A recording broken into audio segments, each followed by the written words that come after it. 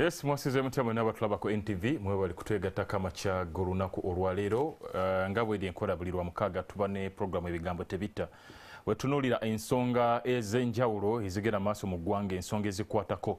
Nze Ali Mivule era nga olunaku olwaleero ennaku z'omwezi ziri 14 omwezi tukyali mu October omwaka 2023 tukyali mu Independence Month nkiwa abasobodde okujaguza ameefuga ga Uganda mukulikeyo ababadde kololo mwebale kubanga mwagenze nammwe omanyi buli omu alina engeri gy'ajaguzamu olunaku luno olwa independence okusinziira ku ngeri gy'alutegeeramu naye twalabe bannaffe ate wali ekamooki aba Nopubo tebyagenze bulungi. Babadde balinayo okusabira abantu baabwe ssaako n'ensonga endala n'olukuŋŋaana lwa bannamawulire abalabye amawulire ku NTV mwabirabye endowooza nga bwe byabadde nga waliwo jangu kwekula eddukadduka wakati w'aba NUP ssaako ne poliisi era poliisi ng'egamba nti bano babadde baagala ate kukuba lukuŋŋaana olumenya amateeka gye byaggweredde nga abamu bakwatiddwa twalabaawo Ssennyonyi omwogezi w'ekibiina ssaako ne Ssaabawandiisi Lois Lubongoya naye oluvannyuma ne babayimbula kakalu ka poliisi ne bavaayo oluvannyuma lw'ebyo ebyaliwo. Mpozi mawulire era amalala twalabye bambi agatali malungi ag'ennaku wali e Kasese twalabye waliwo abateeberezebwa okubeera abayeekera ba ADF balumbye ekimotoka kirole kyabadde kyetisse obutungulu bambi nga kigenda eri ku nsalo ebwera okukakkana nga bakikumyeko omuliro abantu abamu ne battibwa. Kale kirabika nga ensonga eyo teyabadde nnungi n'omulundi n'ogumu. Tusaasira bannaffe abafunye obuzibu mu ebyo ebyabaddewo naye nga twongera okubajjukiza nti buli omu twava eri Mukama Katonda era eri Mukama Katonda gye tugenda okudda n'okutuusa kati wakyaliwo abantu abakyabuze abatanaba kumanyibwako mayikire okusinziira akakiiko k'eddembe ly'obuntu 12 abaali baabula bakizudde nti nno bano balina we bali nga bakwatibwa ab'ebyokwerinda ku misango egy'enjawulo naye 18 n'okutuusa kati nabo bagamba tebamanyi gye bali. Kale bwe bityo ebitambula mu ggwanga kankomeyo nkubulire bendi nabo tugende maaso n'EbigamboTebitta.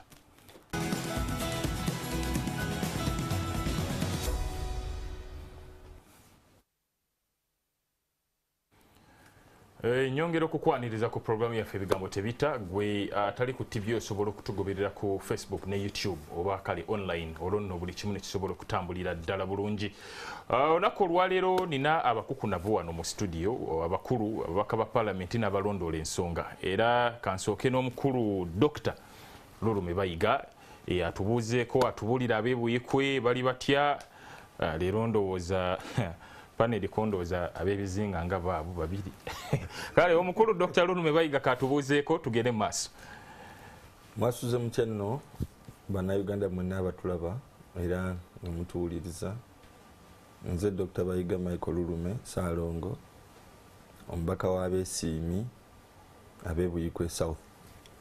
nva mu Buyikwe district era nva mu ssaza Kyaggwe ate ababaka ab'Ekyaggwe basiima mbeere ssentebe waabwe mu palamenti eno eye-11. Nze vice chairman wa caucus ya babaka abakiikirira ebitundu bya Buganda kyetuyita Buganda caucus. Ndi musajja wa Democratic Party era neesiimye okubeera wano ne bannange bemmanyi obulungi ate nga mikwano gyange. Mwebale nnyo okubeerawo era tusebo mwebale nnyo okutuyita. Amiina. Nsanyusa nnyo okubeerako ku talk show eno era mbadde sigibeerangako nesunga okunyumya ne bannayuganda bonna. Okay, ensonga twalabye mutegeka tabamiruka aba DP Democratic Party epo omwaka ogujja enteekateeka ziri zitya oba simmwe DP eri omanyi kati yafuuka yabiwayi DP eno oba DP eri otubulireko ne ku musango katono twalaba babawaabira babasinga omusango mu kooti ogw'obukulembeze engeri gye bwalondebwamu. Kakano omusango gwo gwatyemulwa omulamuzi Philip Odoch era nzikiriziganya bulungi n'ensala ye nnyo kubanga okusinziira ku yawaaba omusango yalina ensonga ezize ezamukwatako mu ngeri delegates conference ye gye baategeka eggulu yatambula musaaja etabaamu ng'omuntu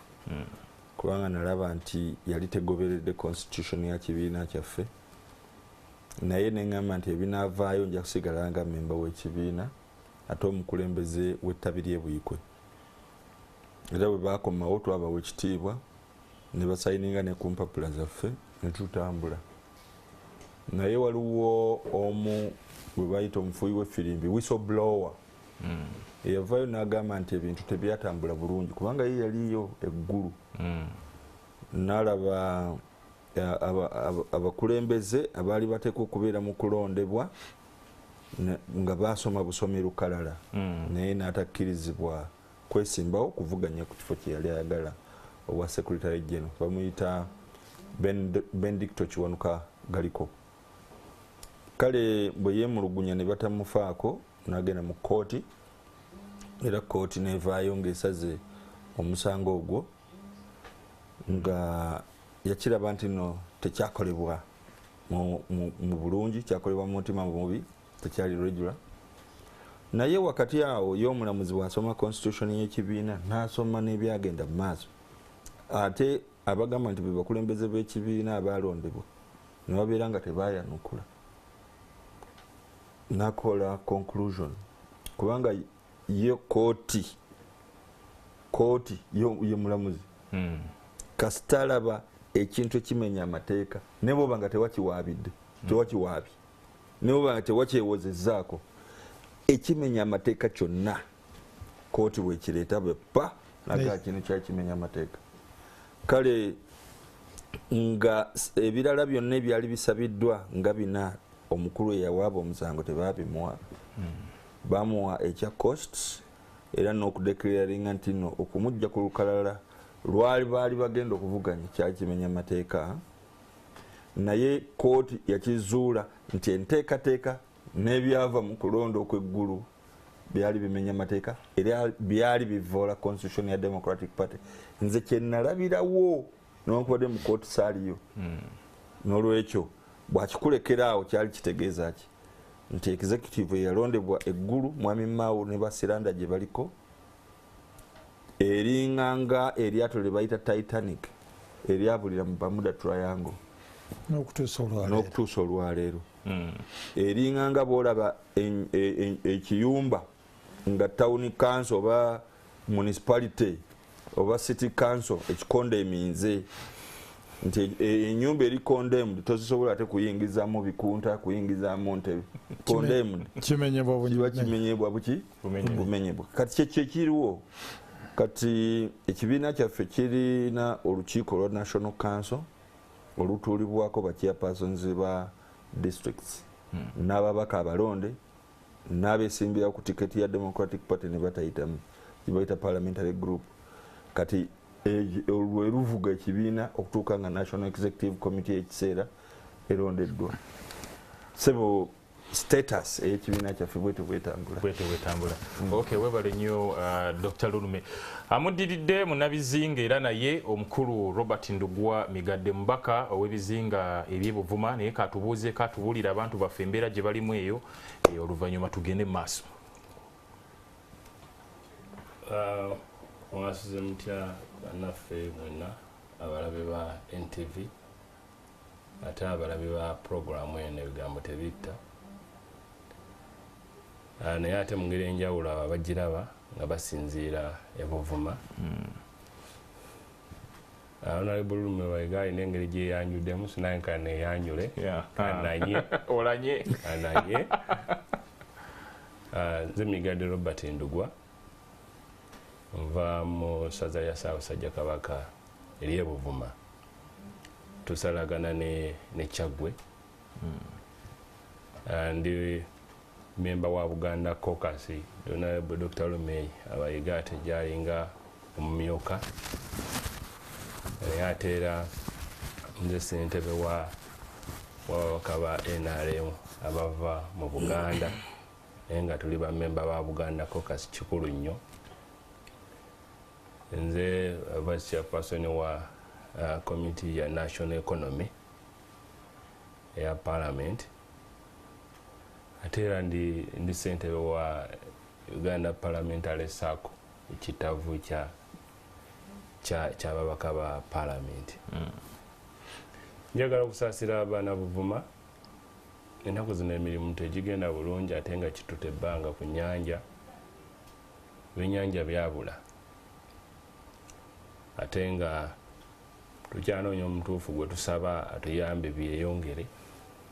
kuba ffe tuli mu mazzi tumanyi oba tunajja NTV mutuyambe bana ebyennyanja byeyongere. Naye ate ennaku zino tulina obubbi ku nsalo ne wiiki ewedde kyadde mu Palamenti waliwo bannaffe Abannakenya n'Abatanzania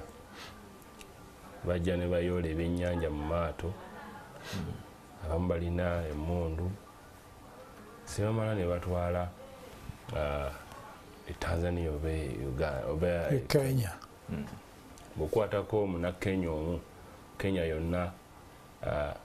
evaayo. Naye ate bo bwe bakwatako eno Bannayuganda 10 teryanyiga giyinza otwala wiiki nga bwetuba nga si ffe bazze ku Palamenti oyinza n'obutamanya nti eriyo yakwatiddwa.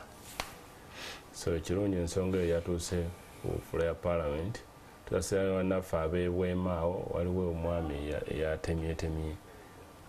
omukyala we ensonga z'akasente. So domestic violence oyo gwe tulaba PDM. No, si PDM. Naye era nkulisaayo n'akakiiko ka Palamenti aka HIV akola ku Mukenenya akaali e Buvuma. Mu malwaliro gye twagenda twasanga nga abakyala ab'embale mu malwaliro domestic violence bayitirivu. Buli ddwaliro lye twagenda mu n'ababaka. So ndowooza nti tukyalina mu kwetereeza kuba njogeera wano mu Buganda. Bino bye tusanga bwe tutambula mu bitundu bya Buganda ebyenjawulo, ebya Uganda ey'enjawulo naye ate era tubisanga, naye ate kikulu nnyo sinzira ku studio zino zetutuddemu.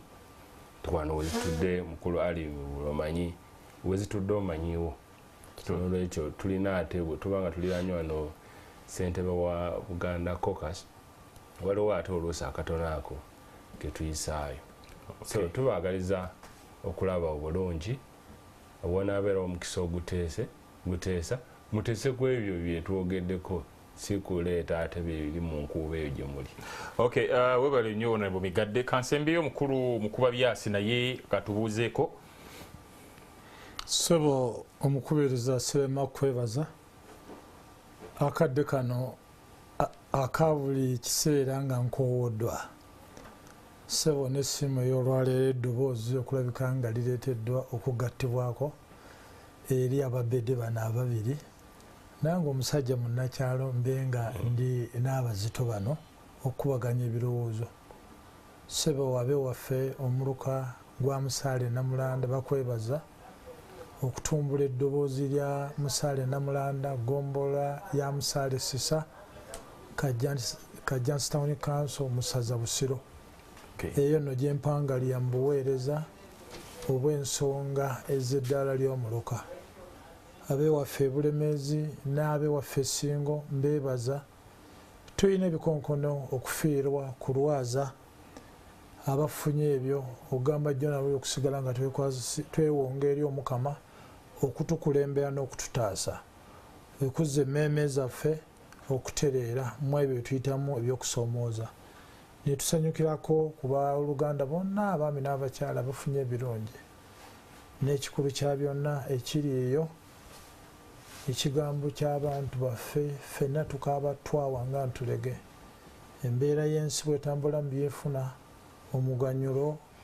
oluvannyuma lw'otugaa nti guno omwezi gwa weetwaze naye kye tuyita political independence, constitutional independence, social independence, olwa economic independence. Embeera eyo yonna si nnyangu oluvannyuma lw'emyaka 6 mwagumu. Weebale nnyo ssebo, weebalidde ddala. Era mu Samale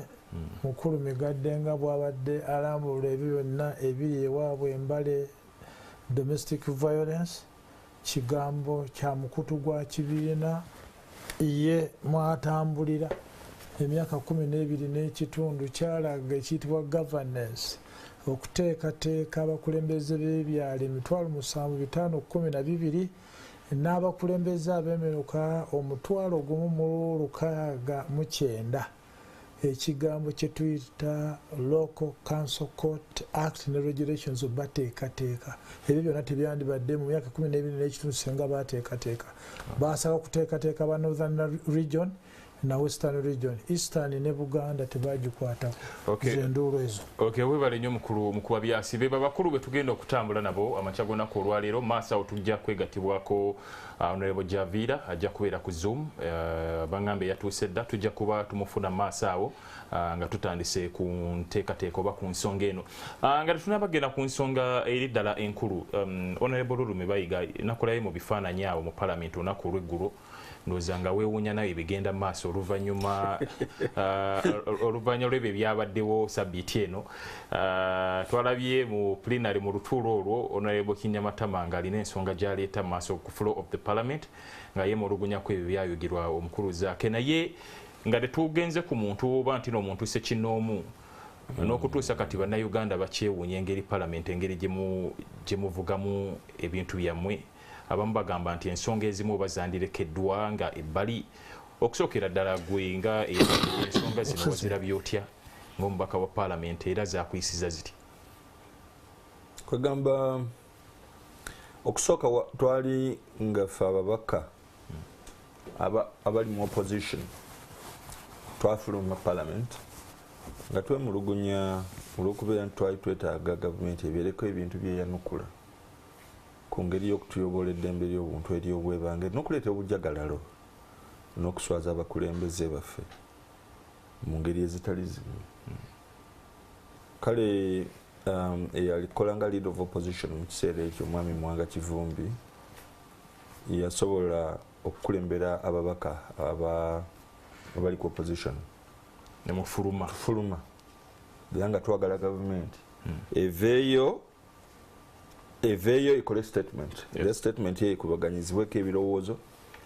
naye ngaekisinga obukulu mu statement gye twali twagala gavumenti ecommitting to commit egamba kuwa obweyamo obwesimba mu lujjudde nti bino tubikoze twetonda tebyakoleddwa nga gavumenti oba mu kwagala kwa gavumenti wabula oba oli awo sekinnoomu mu bantu abatambuza ebyokwerinda naye tetwandiyagadde kiddemu. Yes. Tutake responsibility kugamba okutwala obuvunanyizibwa nti kyaliwo naye tekijja kuddamu kubaawo. Yes, kubanga wetubeera mu Parliament n'abakulembeze n'ebibiina by'obufuzi okubeera owa DP tekinzijako kukolagana ne bannange abali mu NRM naye ate tekibawasa kikumpisa mu maaso kubanga tuli batono kubanga nti bibali mu buyinza n'ebyo tebifaanako bwe bityo. Era omuntu bw'abeera nga atyoboddwa asobola okwerwanako n'awulirwa naddala ng'okozesa obuyinza obukuweebwa constitution ng'oyita mu ddoboozi eriba litumbuddwa n'oyingira mu lukiiko lw'eggwanga lwe bayita Parliament. So ekyo kitwakola naye wakati awo waliwo okuwuliziganya wakati wa leader of opposition ne speaker deputy speaker kusobola okuyita government eweeyo ekole statement okwennyonnyolako. Yes. N'ekyo kyali kirindiddwa nnyo era n'eggwanga lyali likirinze kubanga abantu baali bagamba bano ab'opposition abeekandaze kiki kye balwanako ate nga si gwe gusoose. Era twasobola okwerwanako ne tutegeeza bannamawulire lwaki okufuluma okwabadde kwetaagisa era ne kigenda mu public domain kisobola okubaganyizibwako ebirowoozo era n'okulabisa gavumenti mu abatasobola kulaba bali twandisirisa obusirisi tubeera basekibotta. Wakati awo ebigambo byemugamba mbutebitta webyaleetedde akanyamberege we kajjidde nebireeta leero abantu ffe twasose kubiraba ku social media. Sijja kulima nti ndi musanyufu kuba naye sankyagadde ali mugana wange migadde najja mu buikwe south natandika okunjogerera amafuukuli ne bwe bantanvumye ninanjogerera amafuukuli twawula ebibiina naye eno bwe tutuuka mu Palamenti buli omu assaamu munne ekitiibwa kuba twayita mu ttanuulu za njawulo era tukkiriziganya obutakkiriziganya naye okutyoboolagana mu bantu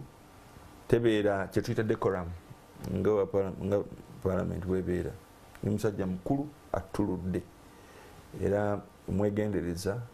n'engeri gye twagala okuzimba ensi yaffe so nabiwulira naye ndowooza nti oba oliawo bisobola ffe ng'abakulu ba Buganda Caucus kubanga abaana bano abasowanye kubanga omuntu azze mu constituency yange lwaki yandinjogeddeko bwati mulabe bino naye byalinya enkandaggo ne bituuka ku floor ya Parliament era abakyala ne basaba Palamenti yonna yonna yerabireko n'agaayo nalaba ebifaananyi abo abakyala nga batabusi ababaka abakyala kuba nalaba olwebozako yali afuluma ne baagano abamu nga baagala ngaoba baagala omuyisaamu empya obwe wati okumusindiikiriza kakati wogambidde nti nalabika ngaasobeddwa ekyamazima kyali bwe kiti nali namaze dda okuwuliriza akatambi ako era bwe mbeera nga nina kyempulidde sandyagadde abaana bange bawulire ebintu ebyesittaza bwabeera nga tebasobodde kubiraba ku social media naye oli bwabeera nga ayagala kukola point nti okusinziira ku bulumi bwe nafunyeko nammwe mu bufuneko mulabe omusajja kye yantuusizzaako kubona abamu baali baganye paka bwe speaker sakirinaako na buzibu wali oyagala bwe guba nti kugambo baguzanye bwe kuba kuwulira kuba mu Palamenti osobola okwogera ekintu kyonna era olina immunity yes okujjako ennaku zino woyogerera ebintu omuntu natakinga personal responsibility bwe kuba okuvuma nkuvuma I can call you a fool yes it's my impression that I'm a fool oli musiru kyogedde kya busiru nkyogerera mu Palamenti eyo impression yange era tongamba nti no nkozesezza lulimi lubi kyenze kyenkulabyemu oyogedde kya butumbaavu nga nkyogerera mu Palamenti munda ensonga yo yabugwagwa so bwe kibeera nga nalowooza nti bwe kibeera nga kyakuzannya katambi bakakole ki bakazanye ye kiki ennyo naye kati mu kazannyo okwo twagenda okuwulira nga olulimi olukozesebwa Luganda nze ng'owa Buganda Caucus sandifuddeyo naye nali ntudde wano waliwo omukyoli omukyala mukyoli n'omulala ndoza mulango nga tebajja kuwulira bikola ki ng'olina okuvvuunula ate bajja kunteeka mu by'okuvvuunula neŋŋana kanyimirire mpeeyo ki procedural point naye ababaka bonna abali ku opposition baali bamaze okuyimirira abalala nga tebaagala katambi kazanyibwe nange nga ndowooza newankubadde nkandizanyiddwa ekyomukusa omubi kali mu Luganda tekali translated procedurally nga tekikola buli omu yalina ensonga ze ezaali zimuyimiriza so okusomerwa kwaliwo naye ebyetonekera mu ekyo kyonna nga tetuyisizaamu lugaayu ebiri ku mitima gyabo abavoolwa nabyo byattattana ekigendererwa ekya gavumenti okuvaayo okwennyonnyolako ku kutyoboola eddembe ly'obuntu ery'obwebange so kyaleetawo diversion kuba nalaba General Muhoozi yali atandika okwennyonnyolako awo ate niwabeerawo era akakaaba baka abakyala abayingira waliwo obutali bwenkanya nti ffe tukkiriza tuwulire ebigambo ebityoboola naffe abopposition tosala gwakawala nga towuliriza gwakalenzi era bandikkiriza General Muhoozi aweeyo statement eyo kubanga byombi bityoboola naye ate oli kyasabye kikkirizibwa nalaba butali bwenkanya naye nga sirina kyakikolera anti ababaka era mwabakyankalanya kubanga baavaayo ate okutaataaganya General Muhoozi eyali awaayo okwewozaako kwa gavumenti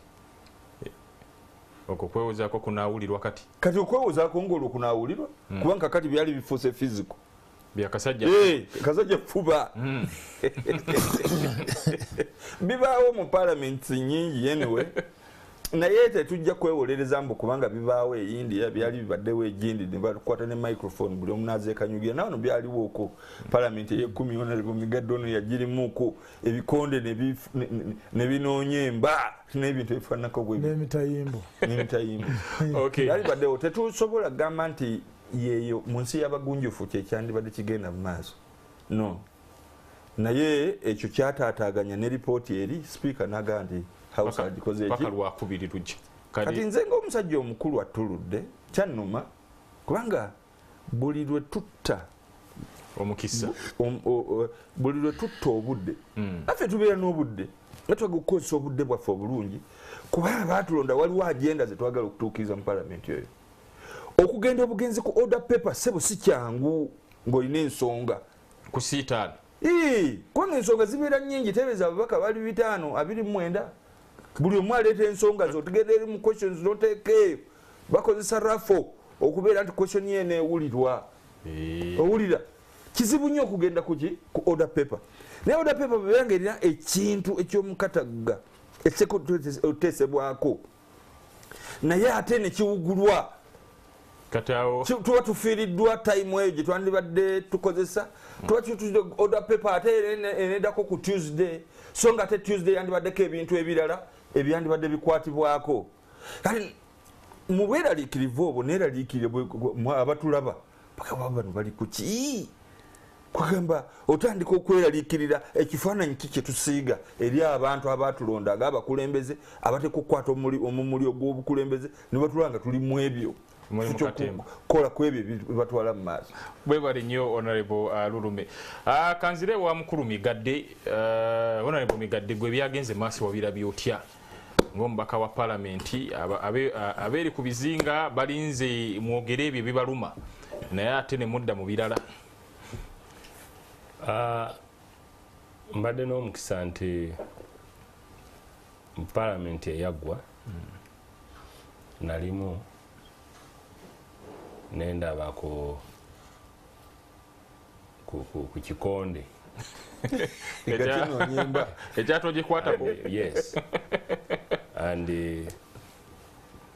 naye abantu ekyewunyisa era society wetuuse society mu Luganda ebeeraki society era nga abantu abawangalira mu kitundu ekyenjawulo bwogamba nti embeera y'abantu kati bwe abantu abange abamu ab'ebuvuma balingabo ku TV bekaliriza twagala tulabe Migadde ono oba alina amaanyi agamala kubeera gwenye gwakola ki gwatujja engombe batono nnyo abaali ku TV nga bagamba katulabe Migadde ono oba neyenyigira mu bino basinga baliko nga balaba esaawa kati yakulaga ki yanyi era bwe bamu bakubanga esimu nga tetukulabye mbuuza nti okundaba muki twewalire omusajja akuta omuziza ono nabukira ku meeza buvumba nga teri represent mukubuuka ku meeza kakati abantu baffe eri gye tuva ne batandika okushapinga ebintu bye tukola engeri eno ebintu eno gye tukola abantu abamu tutandika communicating eri ki bali because society kyuse nti bye baagala si bye bitwala ensi muki mu maaso so kakati omuntu alinnya ku mmeeza era ne mumala ebbanga n'amawulire nkulu basajja bule abantu bateesa mu mirundi mingi tubeera tuteesa naye bwe tuteesa mu nkola ennuŋŋamu tegenda na muzungulu zungulu tali kutabeera ku kyokka oli bwabuukira ku mmeeza oli bwatiisatiisa okwetuga bakaddamu emirundi n'emirundi bwaba yabuukira ku mmeeza abantu be tebagenda mulaba mulundi gumu eri bacommunicatinga tacommunicatinga wano mu palamenti acommunicatinga ki kakati obuzibu obuliwo olwaleero ekubeera nabaka palamenti abamu tujja mu Palamenti nga tuba byetukola twagala communicating wano mu Palamenti wabula eri tutegeeza batazze muki mu Palamenti. So n'olwekyo ensonga ya statement yali nkulu nnyo era nekwolwo olunaku olwasooka nalimu Honorable Kivumbi yali akiikiridde LOP yagamba akiikiridde LOP essaawa mmeka 2 bw'oba kirabo ki bulungi nti peedo nkusa nkikire LOP essaawa 2 kati ensonga gye yasookerako egaa nti abantu baffe bakwatibwa kosi gwe mulundi ogwali gusoose abantu baffe bakwatibwa twagala gavumenti ennyonnyole in fact mu luzungu yagamba twagala statement mu luzungu statement from the government ate nga by our rules of procedure because nze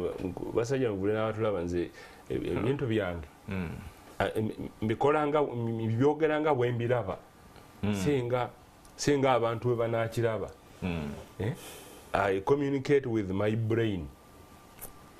njogera nga nkozesa obwongo bwange si lwakuba bwe nakozesa obwongo bwange bali bajja kiraba bubi abalabi ba TV n'olwekyo kaŋŋaana obukozesa akati nagala twagala statement now kati nalimu era nga ntudde kopi neŋŋamba nti he has a good cause alina omulamu omuki omulungi ennyo omukulu ennyo naye bw'abanga agamba statement now oba tufulume bwe mutatuwa statement now ng'ate mu our rules of procedure statement tumanyi kyekola ki kyetegeeza nti tugenda oluusi tutuyinza n'ogidibetinga bwe kiba kisobose oli ayinza n'okubuuza nti kano so mu nkola entuufu nga olwo tesinagenda mu bino bya kugamba nti communicating tuki tu abantu baffe naye ng'olwo ndi mu Parliament nanegane nti yani bali agamba nti nga speaker oluvannyuma yagaa nti Wednesday twagala oleete ki statement ebere written kwona asinzira n'okusa matches tulina Hansard naye bino abantu enkya oli asobola n'okugwegaana byakoze eki naye ekiwandiiko kitandikira nawe okusaculatinga ne ku social media groups zino ate era kyandi balina kirungi nti abantu abakwatiddwa before waliwo gundi bwetyo naye government neeta statement yasaba opposition that time leader of opposition omusajja ali soba era nekyo njaga kubulira nti problem eriwo today society teyagala bantu bali soba bano ba Dr. Lulumi ba Honorable Mpuuga oluusi ne baffe society enemu teyagala bantu bali soba omuntu atuula n'ateesa ebyensonga ebyamakulu omuntu agamba nti mukulu mukuba byasi oli wange naye tuulo osooka owulirize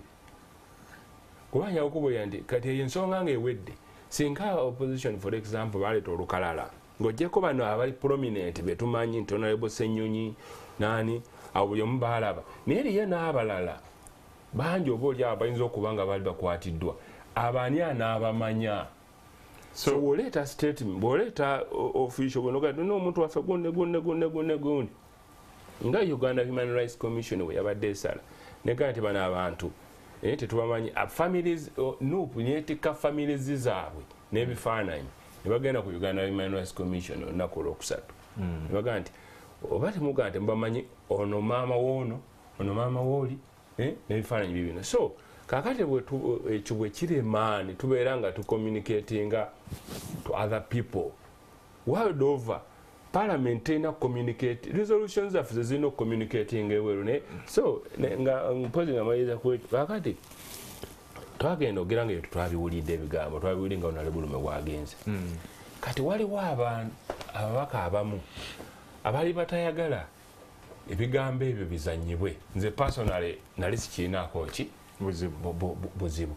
naye nga abamaze obiwulira nga ne mu corridors tubeera nawe bagamba gundi yayo tayinza kukola bwo tayinza nga bagamba ebinaazanyibwa bita struggle because bantu bagenda tandika okwebuuza ti bannange bantu bwe bati bino bye bibavaamu naye ate era nekikuzaayo ne ku muntu eyali ayogerwako mu bigambo ebyo nti si gwe mulundi ogukoze eki ogusoose lwaki si Honorable Lulume. So tugamba nti bwe tusobola kubeera monopole wa kavuyo monopole tosobola kwefuga kavuyo nti Mande Sande mu Palamenti wano n'abantu abalala tulane bawulira naye gwe omukenkufu omu yalugamba ninaano ogamba omukenkufu omu yagamba nti okumanya bano ba doctors oli yagamba nti you are not grown up until you know how to communicate. Obeera tonakula okutuusa nga ng'omanyi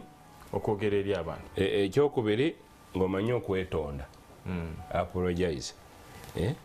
Ekyokusatu ng'osobola okuaccepting accountability. Ng'okusobola okukkiriza tebanange kino kyabaddewo naye gwankoze eki gwansinze kuba abaka ba Palamenti nyakubulira nti enkolagana bayire kwawukanawo ne Palamenti eziise. Enkolagana gitubadde tutaddewo nga tetuli ku fulo ya Palamenti. Nga ngende wa Dr. Lulume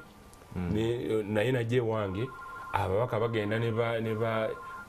abamu babeera mperekezi ku mbaga za oli wa Nupu owa opposition ono we nabeera mperekezi ng'oli ayanjula. So at that point tuba tuli ku social responsibility. So kakati eyo bwe yakola ki naye nga mu byonna zino zonna nsonga nkulu eneeyisa yaffe yeshaping emirimu gye tunaakola. So actually kino nakyo kikulu nti banaye tutereze ennyumba yaffe twetereze ennyumba yaffe put our house in order bwe tuba nga bwe tweyisa ne bwe tunasalawo ebintu ebirungi abantu baffe tebajja bikola kinaye nga mu byonna tukuze abaana bulungi nakyo kikulu. Okay. Mukulu Mpyabasinga sinaba kujja gy'oli mbadde njagala ngendewo omukulu Honorable Javira omu ku babadde bakwatibwako ensonga eno naye atubulira ensonga eno nga bwe yagirabye n'oluvannyuma ninayo ebibuuzo nga 2-3 otuwulira bulungi mukulu Javira? Bulungi ssebo era nsanyuse nnyo okubeera ku mpewo za NTV. Okay. Kakati batugambye ebintu bino byakusanze toliiwo naye okusookera ddala ng'omuntu wabituta otya n'ekirina okuba nga kikolebwa okulaba nga ate tebiwaawala nnyo? Webale nnyo ssebo okusookera ddala nzikiriza Ali namuse ku batulaba era abatuuliriza abafunye ebirungi basanikiddako n'abafunye ebizibu ebyenjawulo nakuwalira awamu namwe amanya Ssemwanga Javira nga nkiikirira essaza lya Buyamba mu Rakai District. Nze omu ku bavoddwa abavumiddwa kwegamba ekitiibwa kyange ne kiteekebwa ku ttaka oluvannyuma lw'omukulembeze munnaffe Honorable Francis Zaake okukyalako mu Rakai District ku lunaku olw'okujjukira ameefuga gaffe. Njagala onzikirize ntwale omukisa guno okwetonda eri eggwanga olw'ebigambo omubaka munnange bye yakozesezza eri erinnya lyange n'abakyala ab'eggwanga lino. Okusookera ddala njagala okwetondera Reverend Father Jude Kalungi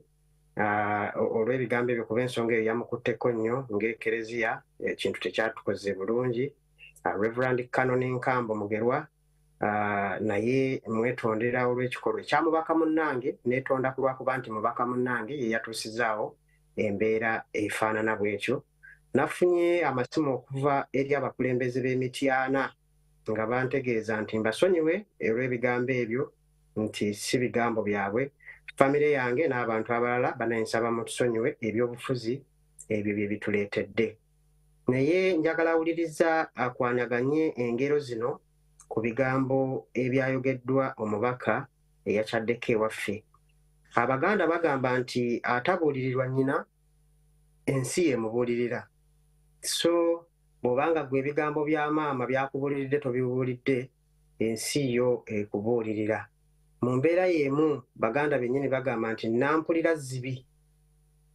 nti balo embogo yamuse ko nti bwaginyoola bulijjo bw'atyo bwazinyoola. So ebigambo bino byansanga siriiwo naye nategeezebwa abamu ku bawagizi bange mu constituency. Oluvannyuma nenfuna akasimu okuva eri essomero awasomera abaana bange nga bafunye okusoomoozebwa nti ebigambo ebyanjogerwako byali bivoola nnyo nga batandise n'okusekererwa baana banne bwe basoma nabo nti kiki kye baayogedde ku muzeeyi wammwe ne bankubira nga bali concerned so nagezaako okubanyonyola mu ngeri efaana bwetyo naye ngezezaako okugumiikiriza n'okusirika okulaba nti kiki kigendererwa ki Honorable Francis Zaake kye yaliko okuyogera ebigambo ebifaanana bwe bityo gye ndi ne bakulembeze bannange abalala. Tulina platforms ez'enjawulo ezitugatta ezisobola okutuleeta awamu bwe wabaawo obuzibu bwonna nga busobola okuba nga bumalirizibwa. Okugeza tulina Palamenti ey'e11 Honorable Zaake kwatuula nange mwendi nga ensonga zonna tusobola okuzimalira awo era nga mukama waffe ye Speaker oba Deputy Speaker. Tulina Buganda Parliamentary Caucus ekulemberwa Honorable Muwanga Kivumbi ow'e Butambala era erimu ababaka ba NRM n'aba opposition. Tutuula ensonga ezo nze ndowooza nti twandibadde tuzimalira awo singa yalina ekizibu kyonna nange nga tanaba kugenda mu bantu kuvoola na kuttattana linnya. Ono bajavira kozi katono nnyo olaba oti ensonga zino zisobola okuggwera wabweru wa Parliament kuba kati omukulu bamusindisa eri mu kakiiko akakwasa empisa bw'abanga ze lisobola okuggwera wabweru wa Parliament ne ziteyongera mu maaso okikkiriza ekyo? Awo wenzija naye mbalengeza kulaga nti waliwo ekintu kyobeera nga tosuubira kubanga Honorable Francis Zaake tubadde ku platforms nyingi ze tusinkanako nga ne bwe yali ateekateeka omukolo gwe ogw'embaga nze omu ku members abaabeeranga mu nkiiko ze era n'okucontributinga nga atuwuliziganya bulungi. Banga ttono nnyo bw'abadde ng'ali mu kutwala okurelocating oba okusengula famire ye okugitwala e Canada twasisinkana ku airport ng'alina ebintu bingi nange nali ngenda Canada ne mukwatirako paka lwe twatuuka n'akwata ekkubo lye nange nenkwata eryange. So okujja mu constituency okunzivoola ekyamazima nabadde sikisuubira era nandyagadde nnyo okumanya ekigendererwa ki ddala ddala Honorable Francis Zaake ekyamuleetedde okunjogerera ebigambo ebifaanana bwe bityo ng'omukulembeze. Ndi musajja muzadde ndi musajja ayina mpita omwami we nina abakodomi bange nina abantu benkozesa mu mirimu egy'enjawulo nina abantu abanzikiririzaamu n'abo benkulembera. So omuntu okunzivoola bw'atyo nange kindeetera okumanya nti kiki ekireeseewo ekintu ekyo. Nze nakula ne jjajja wange wa myaka 8 ye yankuza oluvannyuma lw'abazadde bange okufa nga ndi mwana muto myaka 2 naye teyanjigirizaako okuvoola bantu teyanzikirizaako kupakuka na bintu. Naalibadde navaayo dda nensabukana n'ebigambo naye ngezezaako okugumiikiriza ndabe kiki ekiva mu oyo yayogera ebigambo ebyo. Okay, ye mukulu Javira awo tujja kuba twongera okuwuliziganya maaso awo nalebo Javira kadde wekanabanga kakyaliwo webali kututangaza ku ebyo byabaddewo naye kakati abakulu nga sinabagenderawo mukulu mukuba byasi abamu ku abaka Parliament badde bawakanya ekyokutwalaganya Zaake. Njagala tulira agamu kwaga amaloboozi agabaddeyo oba amaloboozi ag'ebyo byonna byonna ebyabadde mu Parliament. Okay.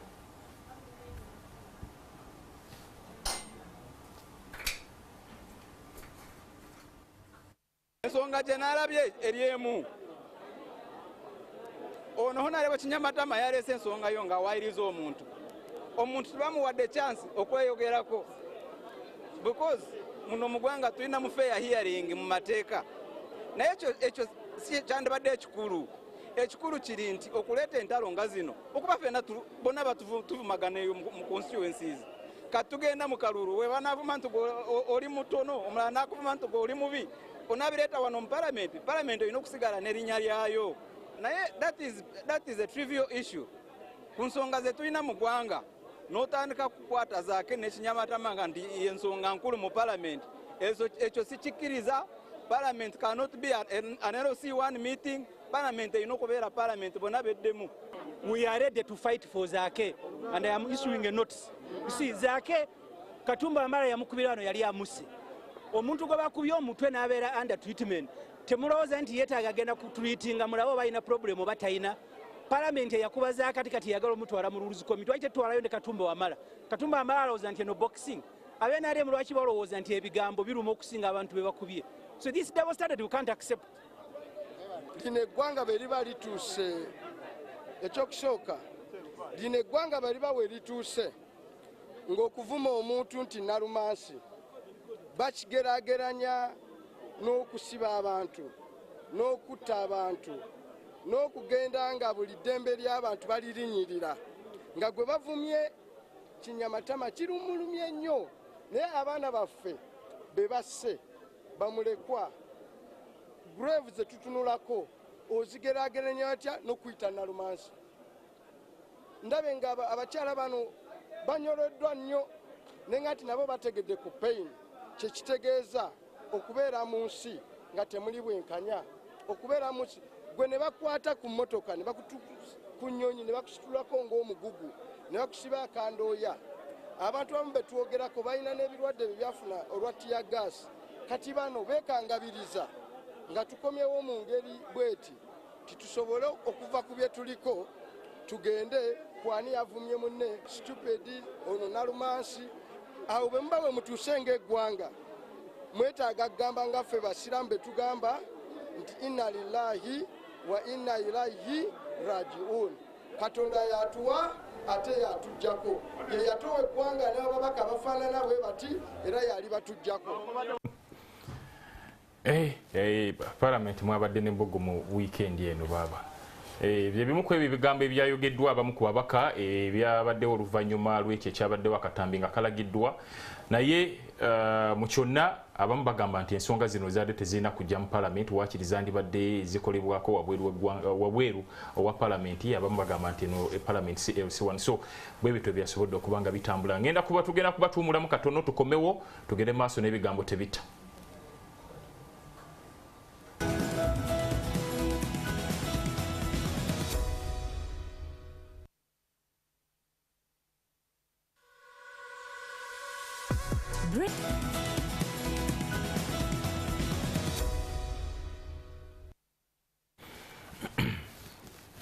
Yes, mwembale kubanga tukyatambulidde wabafu gye twavudde essaawa 3 okutuuza essaawa 0 ebigambo tebitta yekyaliko. Banafu abali ku Facebook ne YouTube mwebalire ddala mbalabyawo debate ekyagendera ddala maaso awo mwebale kubanga mukyatambulira ddala naffe. Maaso awo tujja kuba tuteekawo enamba y'essimu gye mujja okuba nga muweerezaako endowooza zammwe ziyinza okuba nga nsoma ezimu ku ezo gye bunaaba bugenze maaso awo. Okay, kakati njagala mukulu Mukubabyasi tukomekereze ensonga eno eneeyisa y'ababaka mu palamenti n'ebirala. Kino kyonna what does it tell about the parliament gye tulina essaawa eno n'abamu ku bagirimu naye kirala ensonga zino zaadde tezisobola butaleetebwa ku fulo ya palamenti ne ziggwereeyo. Sebo webale nnyo webalire ddala bwe tutunulira Greater Rakai district oba Greater Masaka kyandibadde kya magero parliamentary caucus yaba na Greater Rakai ne Greater Masaka okuba nga bakubaganyiza ebirowoozo enjuyi zombi zitwale waliwo obutalengera kiki kinaddirira. Netolina abakadde baffe omugenzi alifuusi ntali ne bannaabwe baatendeka abantu okubeera parliamentary secretary oba okubeera omubaka wa parliament ne ttiimu eyaleetebwa nti bammemba balegeko oteeka weeyisa otya. Palamenti ey'omwenda palamenti y'e10 n'eye11 mu mbeera y'ebibiina by'obufuzi ebingi tewaliwo kuteekateeka bantu kubamanyisa omubaka wa palamenti kitegeeza ki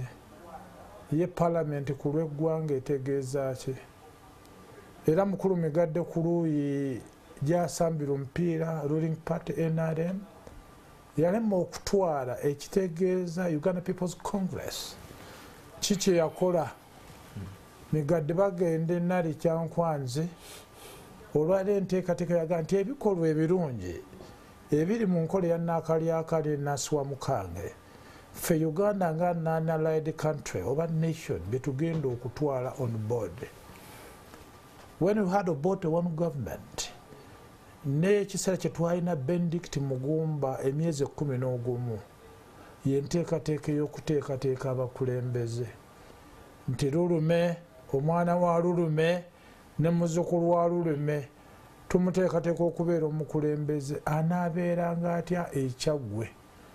ku ddaala ery'ekyalo ng'omutongole ku ddaala ery'omuluka ku ddaala ery'eggombolola ku ddaala ery'essaza ku ddaala lya constituency awamu ne district n'oku national level. Olwaleero embeera ya parliament epunguuse. Embeera si ya parliament yokka ne bwe tugenda mu local government districts empisa gy'olaba mu parliament mwana wattu ne ku ma district bwefaananye ng'ekyo kizze lwaki with the government of Uganda sitting government y'NRM eremereddwa ebiki ebyavaako eggwanga okwonooneka ttiimu y'abantu bonna ba players baayonoona ensi eno abali mu UPM bayonoona abali mu UPC ne boonoona ttiimu ya CP neyonoona ne ttiimu abamu aba DP ne boonoona ne tugaa tugenda okuteekateeka eggwanga eppya nga bwe twalina mu ddaala lya primary civics okuteekateeka omwana wa migadde mu kindergarten okuva mu primary 1 up to primary 7 bwanaeteekateeka muzzukulu wa Katende azaala migadde. Olwaliro gavumenti eremereddwa ekigambo kya civic education nga tutwala nti electoral commission National Rights Commission statutory constitutionally ziri mandated to carry out to civic education. Civic education yakwata ku culture ya mivule ne community gyalimu yengo omusajja omuyisiramu n'ebika ebyenjawulo byavaamu n'abantu bannayuganda b'amawanga 65 abali mu kitundu ekyo babeera batya omuntu omu obuwangwa n'enneeyisa n'empisa ebeera ki kakati NRM government ebyo byonna byolaba olwaleero kwe kulemerera kwayo abeebuyikwe n'abeebuvuma batoola omusolo butitimbe bwa nsimbi nga tulina obuvunaanyizibwa okuba mu mubaka omwazze n'anyoomerera n'agamba nti nga tulinga bali mu lukiiko lw'erusi wano ekyo abakunayo tuvoola MP yetuwuliriza ndi chairman Erosito mpandiika ebbaluwa eri minisita wa local government ku nsonga ezitukwatako mpandiika ebbaluwa ewa Attorney General nkulu yona kyogamba abawewuddemu kuvoola senga MP ono omuleeta mu lukiiko kye tuyita local council court 2 eyeewange findings recommendations ne rulings etukola eyinza okuba nga y'omubaka wa parliament ebitabikolangako ewaabwe naye nga tuli mu local council ne tulaga local council tulina kutambula tutya n'etteeka erya local government act awamu ne local council act ne regulations zaako bwe zitulambika akati ogenda okukkakana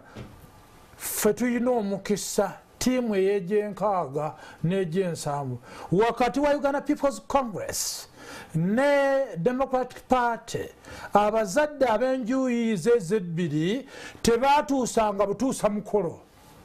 nga bateekateeka abaana baabwe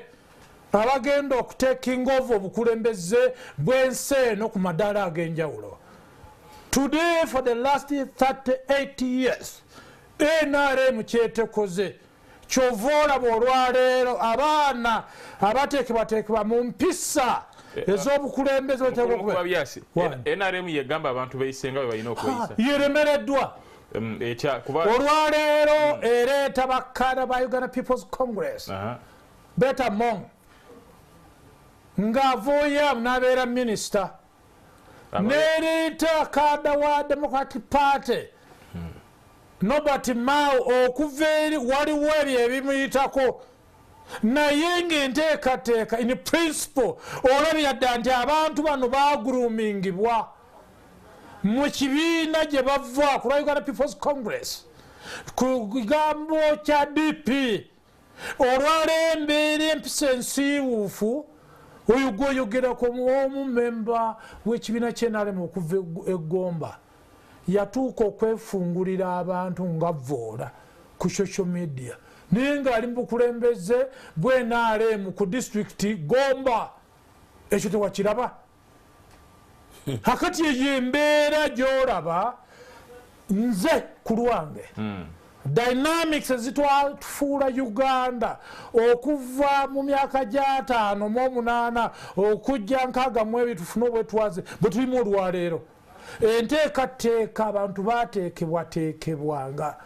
y'ensonga eyatufuula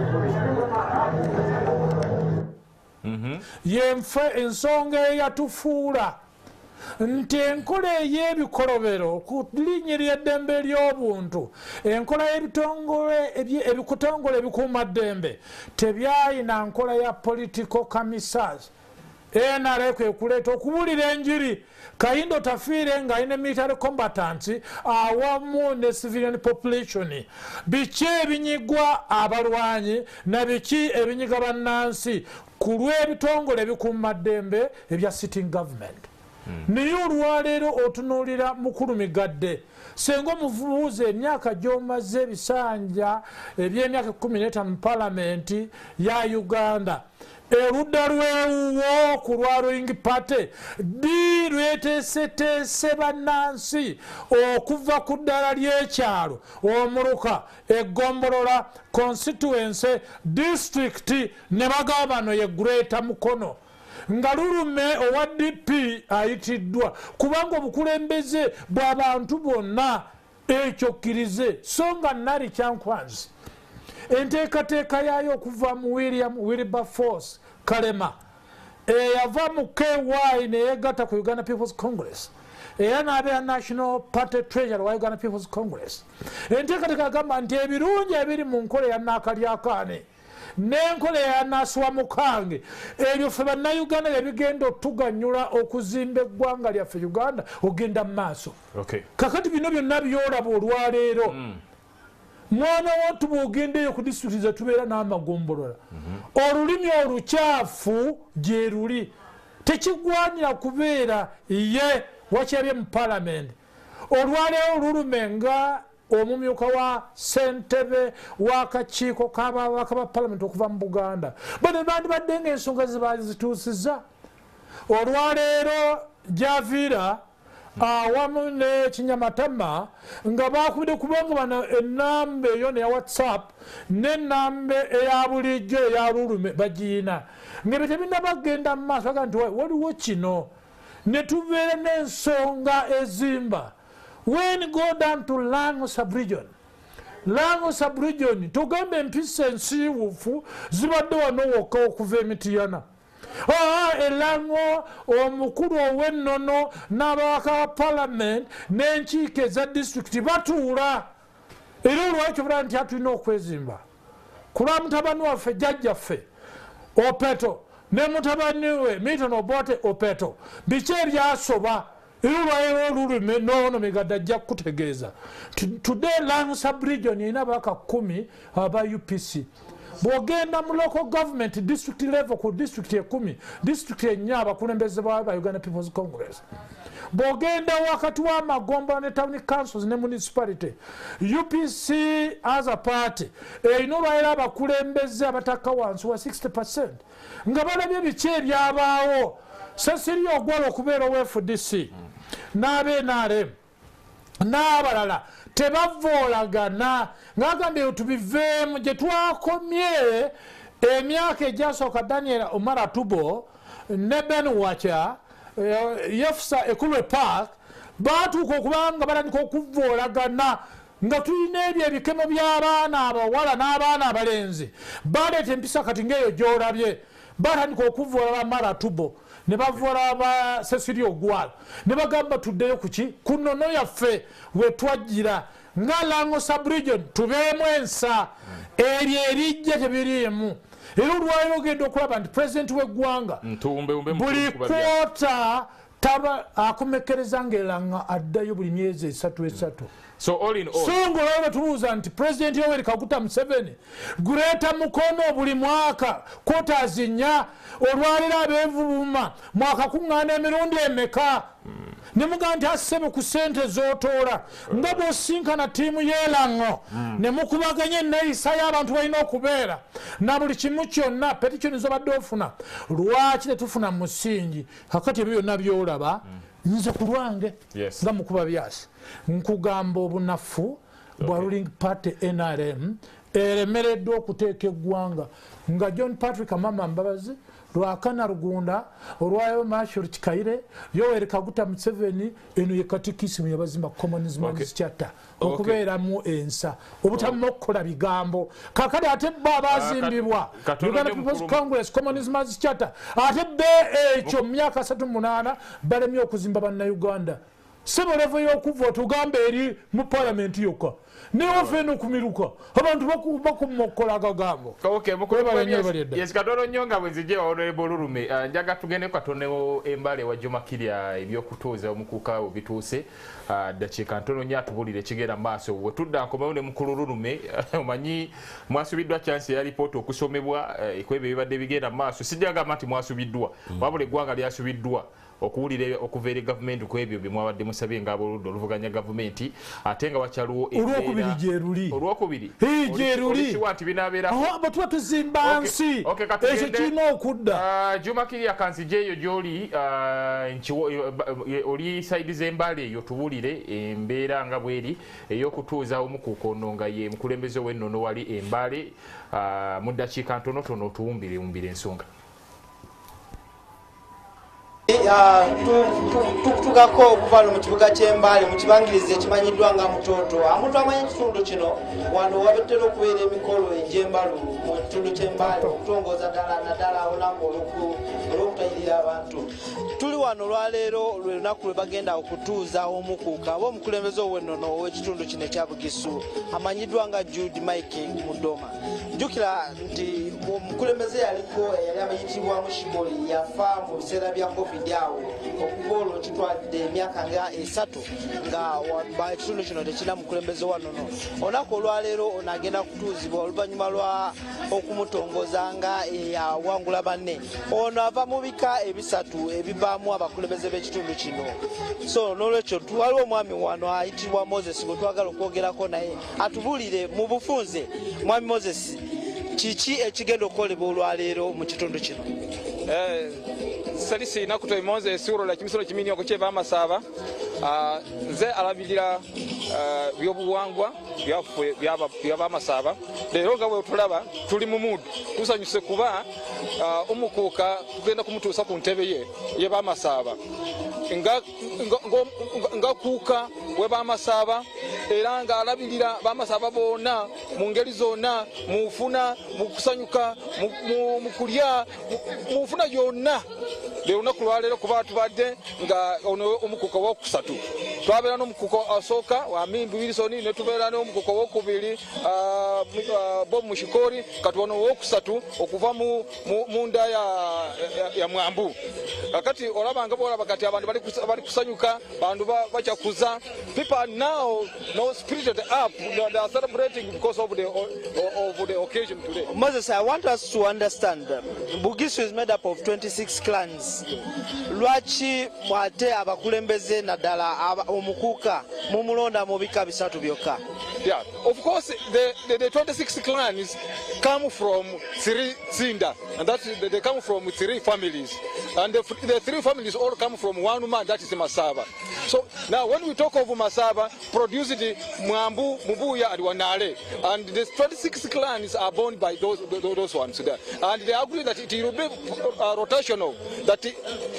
every Inda or family produces a king or a cultural leader, and the format is very obvious. It is agreed constitutionally under the Republic of Uganda and also the Bamasaba Constitution. So we are just following the format that the 26 clans emerge from the 3 families, Mwambu, Mubuya and Wanale. When you talk about being rotational, mubachusa batya ku luvannyuma lwa bbanga ki? mu bbanga ly'emyaka 5 emyaka 5 begigwako ng'etamu yenjinga nga bagenda kuki ku family endala kati oba olaba nti no werukosi wa mimbi yasooka 2015 nekwako mushikori nayingirayo okay 2020 nekwako kati ono wokusatu so it is just the format agreed upon constitutionally. Omwami ono kyagezaako okutegeeza nti buli luvannyuma lwa myaka 5 mu family ziri 3 omuva abakulembeze b'ennono buli luvannyuma lwa myaka 5 balonda omukulembeze omulala okuva mu family eno katugeze nti ku mulundi guno Mudoma agenda kuva mu family emanyiddwa nga Mwambu emyaka gye 5 bwe ginaggwako bwagenda kuddayo muwanaale sikyo tetwagala okumanya olwaleero lwe bagenda okutuuza omukulembeze ono mwami Mudoma mikolo ki egigenda okukolebwa nga atuuse wano emikolo mingi naye gyona kikwatikana n'obwobuwangwa kuba bajja waliyo instruments of power of leadership y'obwamasaaba bagenda kumukwasa kyova olaba nti no olaba tubeera ne spears the 2 spears signifying masaaba then the other one eriko efumo liriko emitwe 3 kati liraga nti no Mwambu Mubuya ne Wanaale bamuwe n'engoma kuba kati engoma kati ogenda kusitula engoma akikubeko n'engombe afuweko n'ebirala waliyo n'abaze ne oracle emwogerere ebigambo kati aba akute the powers upon the land kyovamano kati abantu bali kusanyuka basinze ente bafumbye ebintu bingi bantu basuze wano nga balya kwegamba bamasaba bonna mwami Moses tweyanziza nnyo tujja kuddira mu biseera ebirala wabula nga sinakudira ali olwaleero abakulembeze ab'ennono basuubira okutuuka wano okuva mu kitundu ky'Ebugwere Tororo Teso tukitegeddeko nti ne Katikkiro wa Buganda naye ayinza okuba mukubo ng'ajja wano abantu ab'enjawulo bayitiddwa waliwo abagiswa bava e Kenya nabo baatuuse dda mu kitundu kino okubeerawo nga batuuza omukulembeze w'ekitundu kino oba omukuuka agenda okukulembera ekitundu kino okumala emyaka 5 mivule tujja kuba tutuusa ku balabi ba NTV ebisingawo mu mawulire gaffe agaddako kankomewo gy'oli.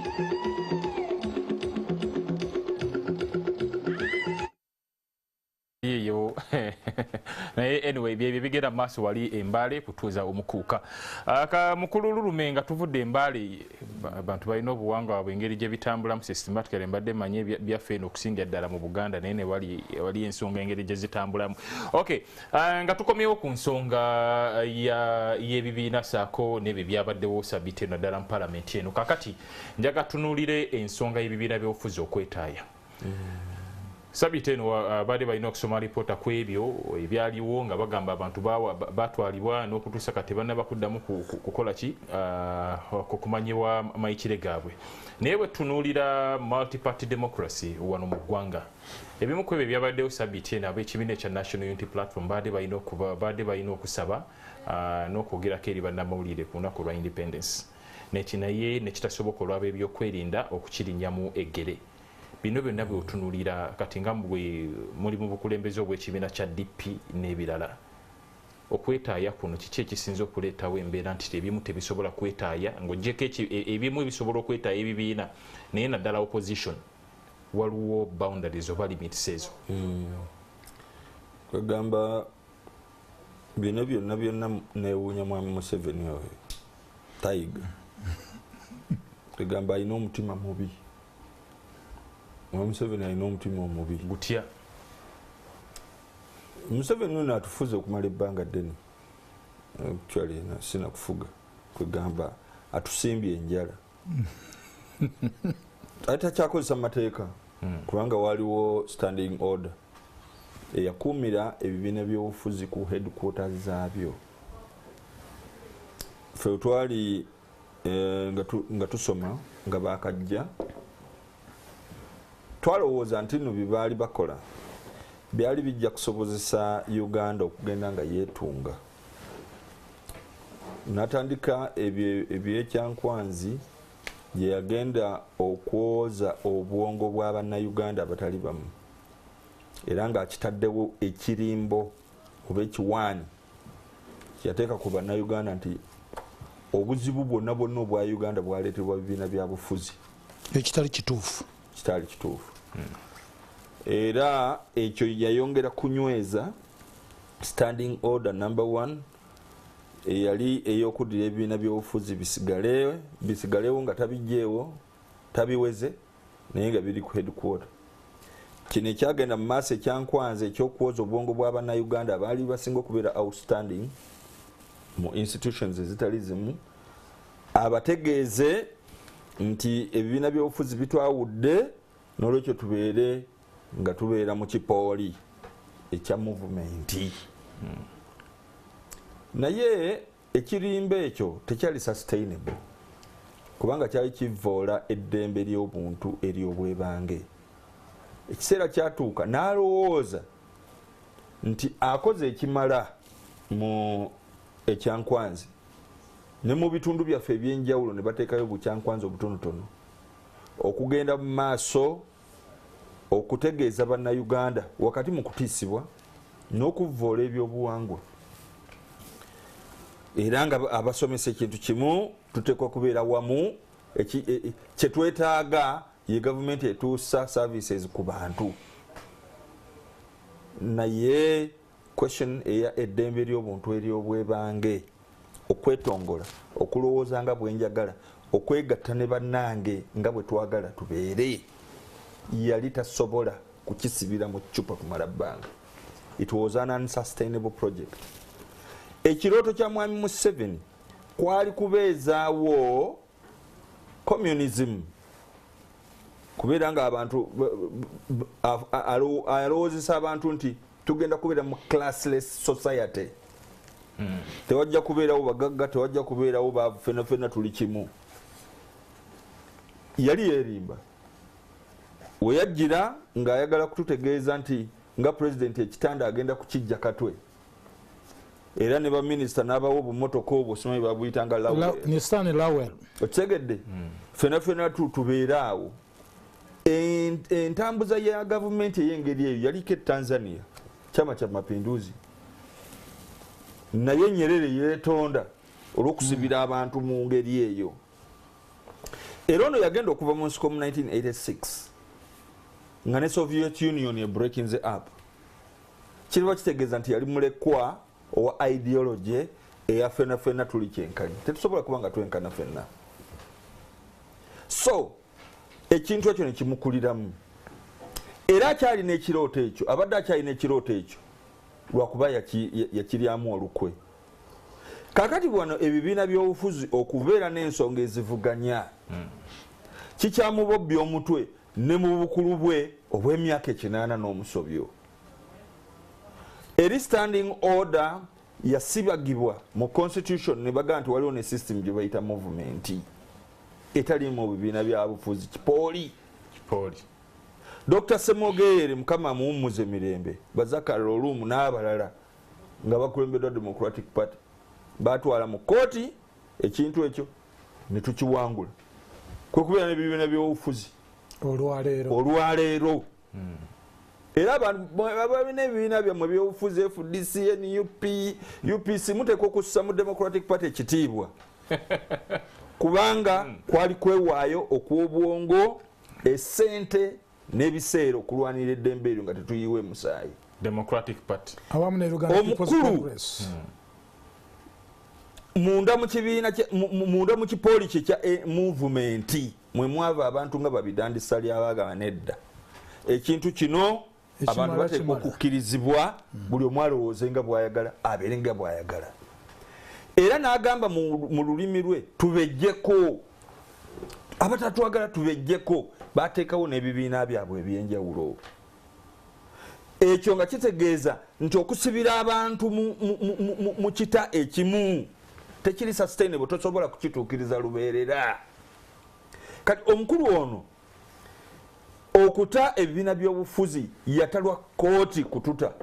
kubanga yakizuula nti eddembe ly'obuntu ery'obwebange lirinnyiddwa ne bw'olikola otya ne mu famire tuwulira mulina emirere embe temusobola kussa kimu. Muyinza obutalwanagana naye okugamba nti ono kyalowooza n'ono kyalowooza kababeere balongo tekiriyo. Tekisoboka. kakati bino byolaba okuddira DP n'agijjako yali omukulembeze waayo Nobert Mao n'amusawa naye namugaa jangu n'ekibiina mbazoganye kuba kutaataaganya ebirowoozo by'abantu ebisobola okuwabula gwali mu buyinza kubanga tusobola okukwata emundu ne tulwana kubanga twagala buyinza naye tugambye nti mu luse olw'abantu abagunjufu birowoozo bye biteekwa okukontana naye toyagala abantu batuule wamu babeere nga basobola okulowooleza eggwanga naye gwe oli wa myaka 8 oba oyagala oba toyagala mu ndowooza eya bulijjo wakati wo gwe ali Mivule ne Mwami Museveni ow'ekinaana mu ndowooza eya bulijjo ye aba asooka okugenda eri Katonda nga weetaaga okuteekateeka abantu eggwanga nga Katonda alikwaziseemu okumala ebbanga lino lyonna abantu basobole okubeera nga bakontana lwa birowoozo tobakkiriza siri wa NUP ndi wa DP atufufugaza ayonoonya ekibiina kyaffe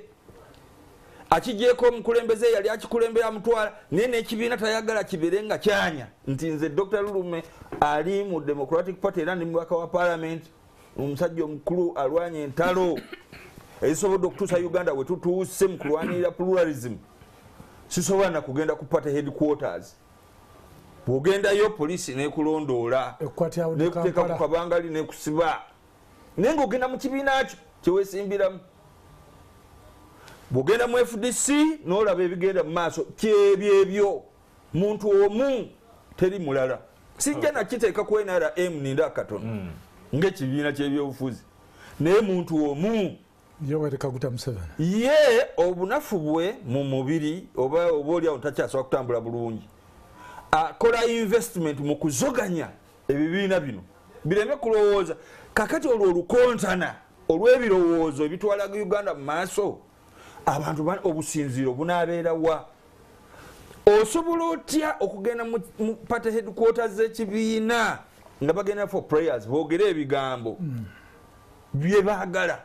tebakute muntu tebakute bomu n'ogamba nti n'ogenda bazingako bakola olukuŋŋaana olutali mu mateeka kwegamba who are you fooling ani gwolowooza nti talina magezi kukulaba nti byokola era okulinnya eggere okukotogera okukola mu bugenderevu ng'omuntu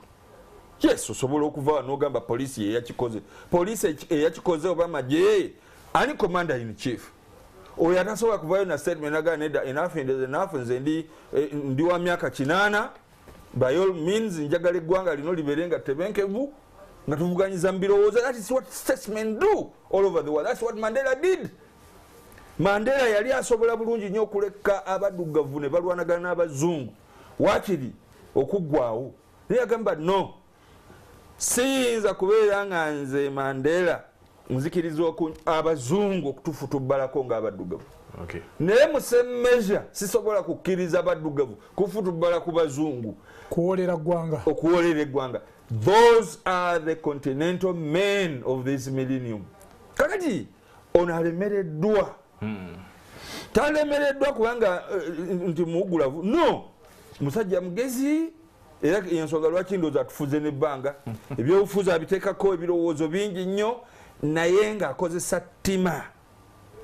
si eri DP si eri FDC si eri NUF eri Uganda ng'alowooza nti Uganda eteeka okukoma ku ye. Okay. Ye bw'abeera ng'agenza atulekere emivuyo twesortinge naye nga tujja kubeera nga twesortinga bubi. Strong leaders, those people who call themselves strong leaders, bwe bavaawo amawanga ge baba babaddemu nga tisimateeketeeke bulungi ga disintegrating. Okay. That is why President Museveni must be told in the face that what you are doing is bad to these institutions. Webali Honorable Lulume. Honorable Migadde, ebiseera ebisinga nga bw'owuliddera Honorable Lulume bw'ayogedde ebiseera ebisinga aba opposition ensonga gye basookerako President Museveni.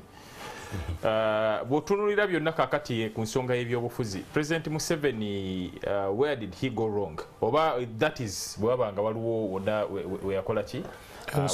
ensobi eyaliwo naye n'ekirala ebibiina by'obufuzi byo kiki ekikyabiremye okutuukiriza okulaba nga byetaya bwe kiba nga weekiri kibiina okuba nga bikola oba balina boundaries ze balinyirira oba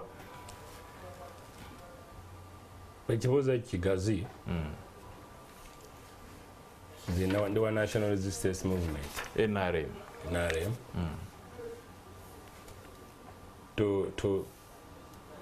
oba mukiyite we have collided somewhere mu Luganda kibeera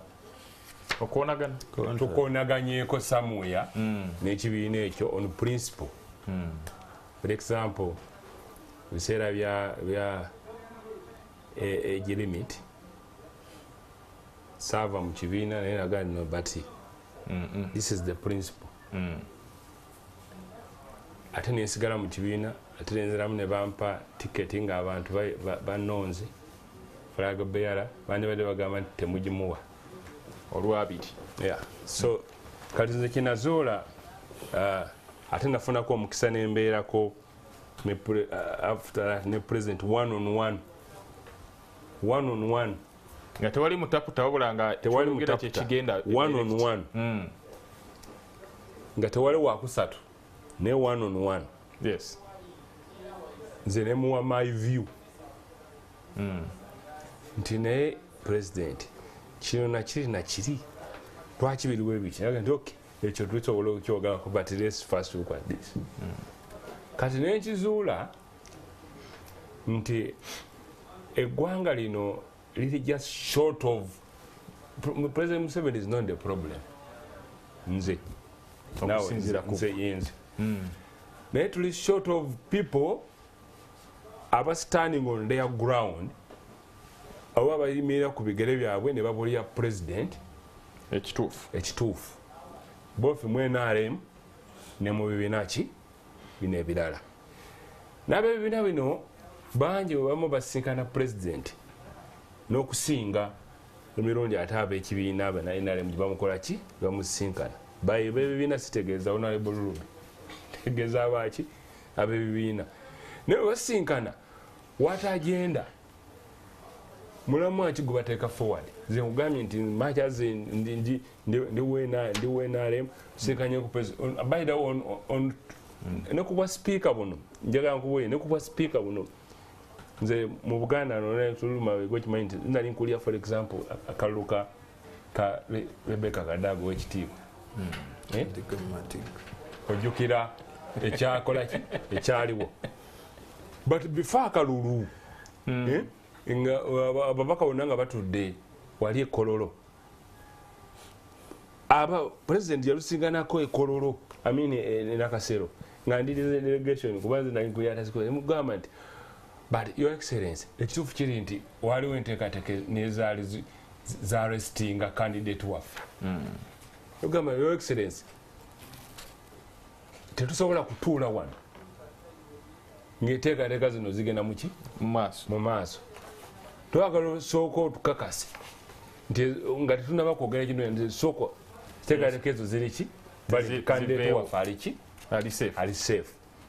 nagamba naye lwaki temuwa wetwogera ebintu biri lwaki temuwagirira ono lwaki temuwagirira ogamba nti your excellency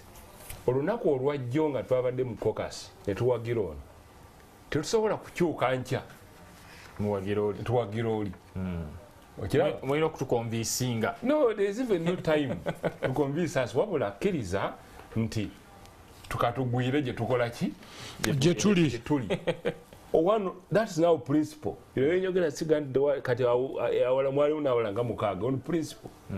kakati nkubuulidde nti abantu bangi abasinkana president BNRM n'aba opposition and kubuulya where the problem is batwala agenda zaabwe individual ki nze nkulira ekibiina tugambe Democratic Party nsinkanye president mugambye eki mugambye nti president nze kakati olaba nina business gyenkola bonangira booti balinyinza obbakakkanya emitima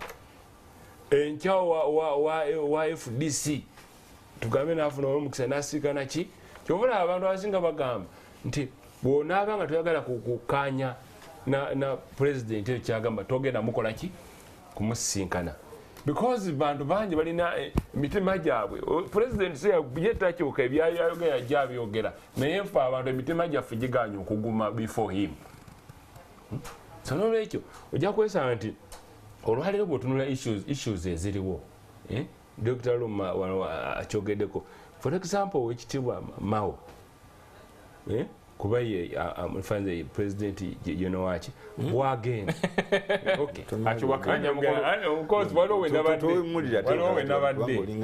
waliwo nabadde ng'olyagana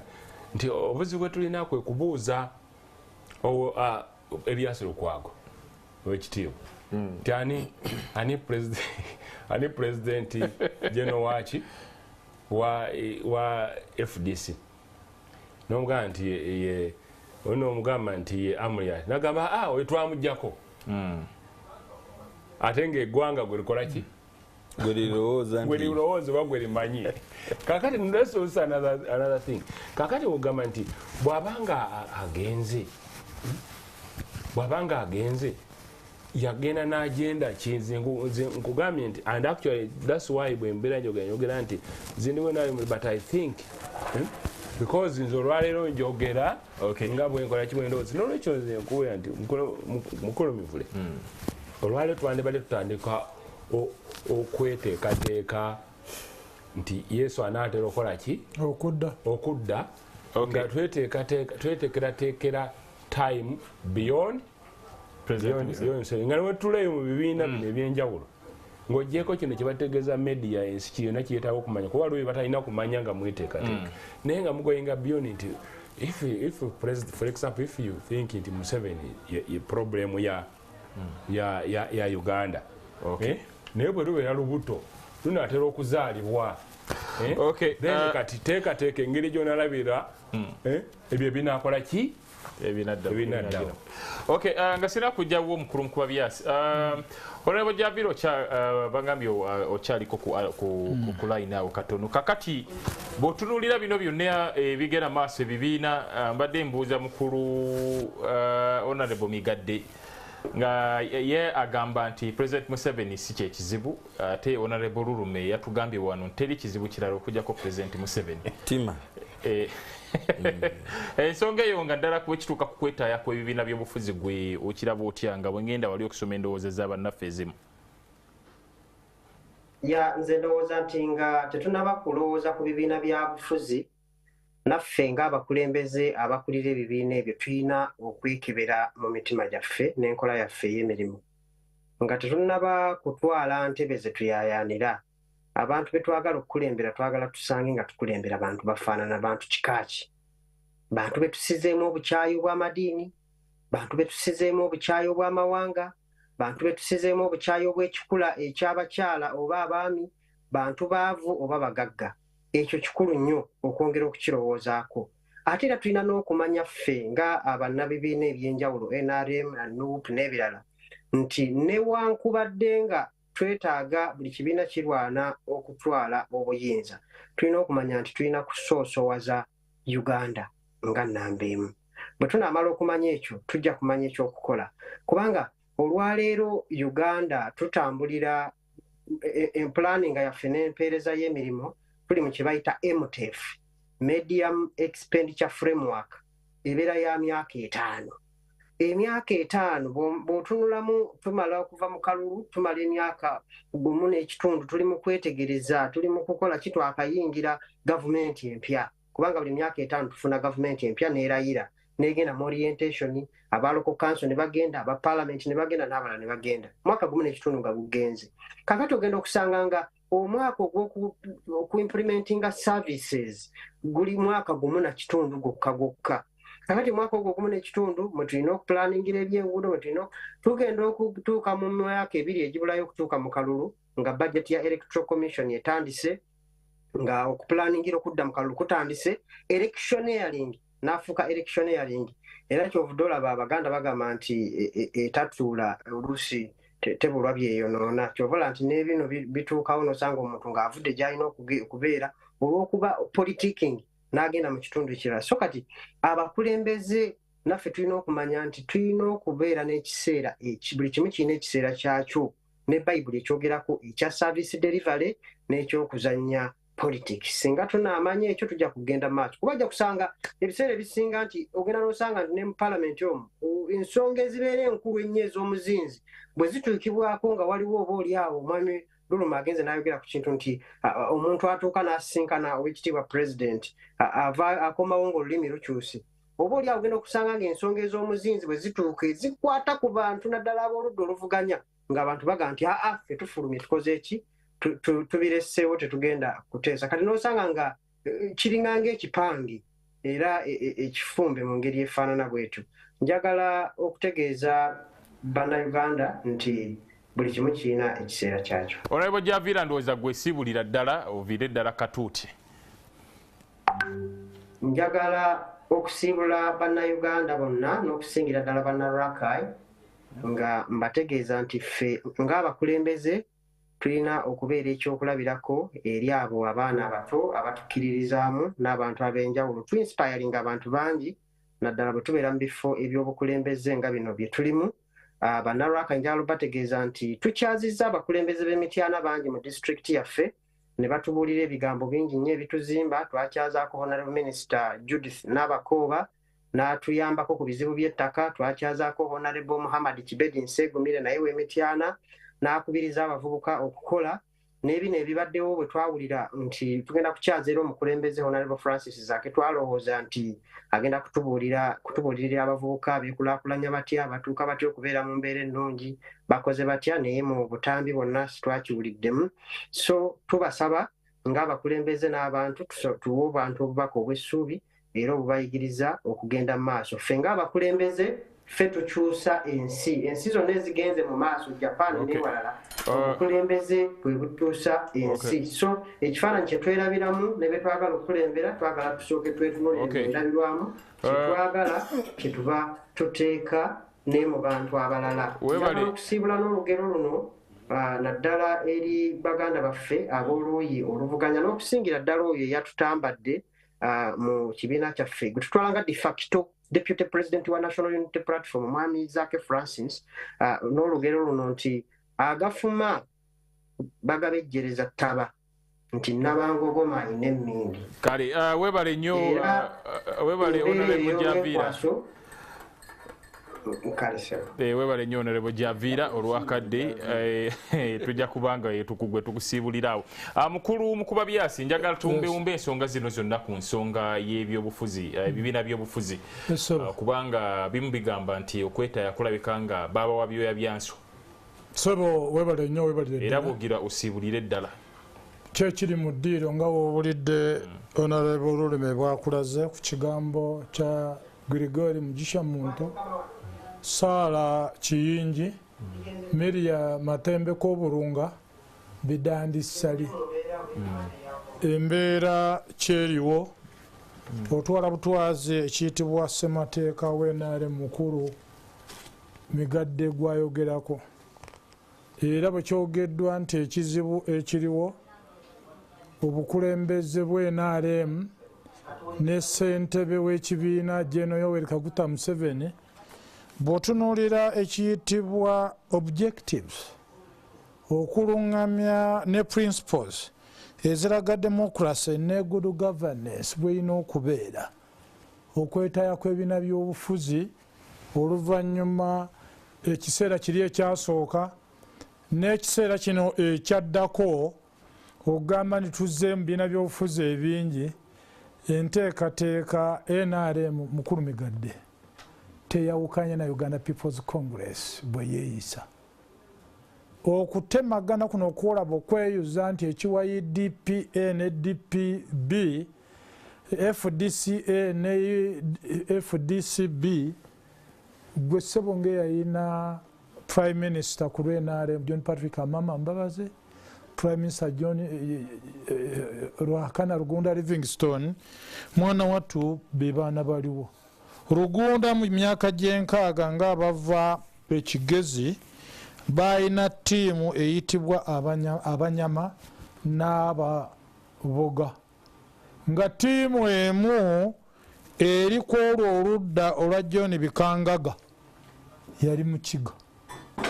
era mwebyo ye tiimu evaamu olwa political stalwarts ab'NRM betwogeddeko John Patrick Amama Mbabazi awamu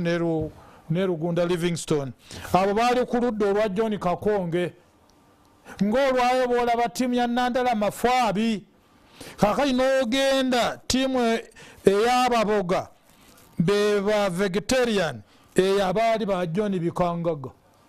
nga Uganda People's Congress Milton Obote yenga ali wali tiimu amaanyi gano nga bano baali bagwa ku ludda oli MP lwatugambye olwasaanawo moving to the left naye ne tiimu eyo teyakomeyo yokka UPC leaders okuva mu Western Uganda na other areas omugenzi Paulo Ngorogoza yali district council secretary owa Kigezi naye nga teyatukadde mu kibiina ekyokuna naye nga Katonda yamuwa obwongo obutoola era omugenzi Edward Suleiman Karyejesa ono yali wassaza erya Rujumbura Rukungiri awamu ne Rukeeribuga ono yali wa Bufumbira ne William Biteyi taata omutoowo owa mukulu mukubebe tufunze mukufunza okwo dakika 3 zokka mukufunza okwo enteekateeka n'ebibiina by'obufuzi okufuma kwabyo kigambo kya NRM okkiriza okole ki ogaane ogaana okugambo olwaleero NRM yeeyisizza nga Uganda People's Congress when you had Obote 2 government teyaganya bakisamba Mugerwa Bevaristo Nyanzi kugendanga mu constituencies zaabwe era teyaganya Dr. Paul Kawanga Semwogerere ne celebrations za independence ezali mu constituency ya Semwogerere ey'emyaka 22 tebamuganya kulinnya ku mikolo mukulu mukubebe kugenda kasandi wadde nakawuka katono nnyo kansooke nzijjawo endowooza z'abantu baffe mukulu mukubebe asinkomewo tufundikire bangambye akadde ko kalabikanga kaganye ono agambye nti good morning Mr. Mivole, the parliamentarians we send them to parliament to talk about major issues in our country like human rights violations going on, but they are on just petty issues, but generally even all institutions in Uganda are under state capture, so we don't expect the parliament to act differently from other institutions. I'm Philip from Kata kali webali nnyo mukulu Kata kampitemu lukwakwa yawo. Mr. Mivre, greetings to my fellow Ugandans, mostly those who still believe in the struggles. I got so very disappointed in my brother for the words he has on the fellow members of parliament, because we all know sirisete yejusa kali ebirala ndowooza nja kubanga mbireka webale nnyo mukulu katulabe. If Honorable Subi felt defamed, Subi Choba, the proper forum shouldn't have been the High Court and not Parliament. By the way, there is one at Masaka which is near the constituency. Honorable Chinyamatama is just playing to the camera, for it's not true that an attack on her is an attack on all women. Alimba Mivole bali kuweereza Barnabas kali bwagambye. The Parliament of Uganda is no longer relevant to the needs of Ugandans because most of the MPs are not even qualified to be representatives of the people. Ono bwagambye kansembye yono olwakadde. I'm Tyson in Jinja. I wonder whether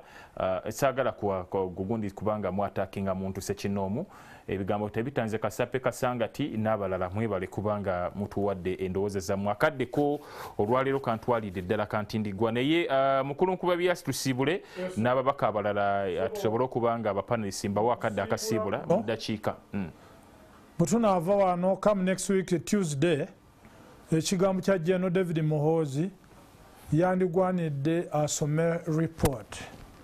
biki ebiriwo ku lw'okutulugunya kw'abantu kifaananyi ekiri mu ndabirwamu David Muhoozi bakadde bwe baakaayana alyoka ayingira obuyeekera bwa NRA enteekateeka eyo yefaananaganira ddala n'olwaleero kakati olwaleero General Yoweri Kaguta Museveni ku lwa cabinet come Monday next week ayambe eggwanga ebintu ebinaatuyamba civic education abeerewo emyaka 38 bingi nnyo kati ebisobye n'okusinga ebyo NRM bye twavunaana Milton Obote's government okucoccanya aba UPM awamu ne banna DP. Nze ndaba ebintu njagala bakwata abaka ba parliament bwe yakwata abaka ba parliament awo ku mulyango abakyala ku mulyango wa parliament tebaali babaka bonna abakyala naye waliwo abaka babali naye kubanga era balina cause nti lwaki bakwata abakyala bwe batyo this is an attack on women. Naye ate yabamu nti bwe kituuka ku mukyalo ono olw'okuba waaludda luli agamba that is okay. Sinolwekyo nze ngamba nti ekikulu mu byonna tulina kweyisanga bakulembeze neeyisa yaffe oba ludda ki lwoliko olina kubeera nga weeyisanga mu bukulembeze teweeyisanga wa nuupu teweeyisanga bwenaale ne weeyisa nga munauganda n'ekirala kyempumbawumba nakyo nti kyandibale kirungi ebibiina bitandike nabyo okulowooza beyond President Museveni beyond nga mu bibiina gye tuli nti tusobola okulowooza beyond Mao nti tusobola okulowooza beyond Nandala so n'ebibiina generally mu Uganda context tutandika okulowooza beyond bireme kunoonya Museveni ng'omuntu naye beyond binoonye Uganda. Okay, webale nnyo Honorable Lulumi Doctor tusibule. Njagala okwebaza ffenna ababadde mu programu eno naye njagala kumaliza na kino nti tetugenda kusirika tujja kulwanirira eddembe lyaffe mu bibiina byaffe era tujja kwerwanako wakati mu kunyigirizibwa NRM naye era nga twagala nga bwe twerwanako mu kutyoboolebwa n'okulwanirira bannayuganda bonna kababeere ba NRM singa baba batyoboolebwa tuli beetegefu okulwana olutalo wabulewo munnayuganda anyigirizibwa mu ngeri emu oba endala ng'anyigirizibwa banne era twagala buli omu asse ekitiibwa mu munne n'okussa ekitiibwa mu ddembe ly'obuntu ery'obwebange n'ebibiina by'obufuzi n'endowoozi z'enjawulo. Okay. Abana abakulu mwebale olwalira akadde kalina engeri gye kadduseemu sekategedde naye mwebalire ddala olw'ebyo bye musobodde okuwaayo akadde kamwe ne mujja ne sobola okubaganya ebirowoozo. Abannaffe abadde ku Facebook abadde ku online mwebale kubanga mutugoberedde okuviira ddala gye twatandise okutuusa essaawa zino. Programu eno neddibwamu olunaku olw'enkya okuva ku ssaawa 4 okutuusa ku ssaawa 6 ez'ekiro atafunye budde kugiraba osobola okugiraba. Nze Ali Mivule mbaagaliza weekend ennungi inshallah weekend ejja ebigambo tebitta.